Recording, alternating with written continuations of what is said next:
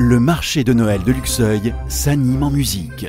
Le 21 décembre, laissez-vous emporter par des déambulations musicales et des concerts au cœur du marché de Noël. Le 22 décembre, ne manquez pas l'événement phare, le spectacle Péplum à 17h, place de l'Abbaye pour une clôture magique. Le marché de Noël de Luxeuil-les-Bains, un moment à vivre en famille ou entre amis. Retrouvez toutes les informations sur le site de l'Office de tourisme de Luxeuil-les-Bains. Comtoise Radio, l'actu dans les Vosges saunoises, Jean-Pierre Poinceau. Bonjour. En Haute-Saône, des agriculteurs appellent au boycott des produits Lactalis, comme le beurre président ou le lait Lactel. Ils dénoncent la décision de l'industriel de ne plus collecter le lait de 70 producteurs du département d'ici fin 2025. Ça fait suite à la fermeture de l'usine de Xertigny dans les Vosges. Les éleveurs ont installé hier au niveau de Fougerolles, Croix et Banderolles le long de la RN 57 pour sensibiliser les consommateurs. Lactalis évoque une stratégie pour mieux rémunérer le lait, mais les agriculteurs parlent d'abandon brutal et s'inquiètent pour l'avenir de leur exploitation. À Lure, une coupure d'eau est prévue aujourd'hui jusqu'à 18h. Le but, permettre l'avancée des travaux de renouvellement des conduites d'eau potable. Sont concernés par la coupure les rues Saint-Quentin, Charles-Frechin, Aristide-Briand et le boulevard de Franche-Comté. La remise de chèques à la FM Téléthon de Luxeuil s'est faite ce dimanche sur le marché de Noël au Cloître.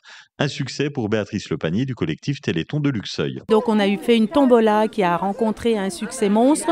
Nous avons vendu plus de 1000 billets et les partenaires qui nous ont accompagnés, on les remercie vivement. Nous remercions également tous les commerçants de Luxeuil qui ont participé en achetant de très nombreux billets. Je voudrais remercier également les clubs sportifs qui se sont associés à notre manifestation.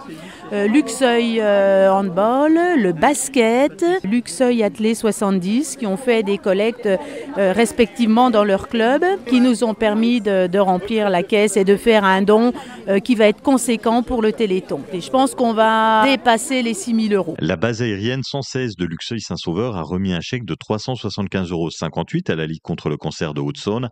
Cette somme collectée lors d'une course solidaire organisée sur la base en octobre avec le soutien du comité Tony Papin. La Ligue qui œuvre pour la prévention, la recherche et l'accompagnement des malades et de leurs proches. Le tourisme en Franche-Comté connaît une légère baisse en 2024.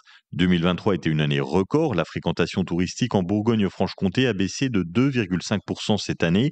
C'est 200 000 nuitées en moins. En cause, un printemps et des intersaisons très pluvieuses qui ont pénalisé l'hôtel et les campings. Les touristes étrangers, notamment chinois et américains, sont revenus, mais les Européens ont préféré écourter leur séjour. Les 23, 24 et 26 décembre, c'est une visite pas comme les autres que vous pouvez faire de l'église de Remiremont.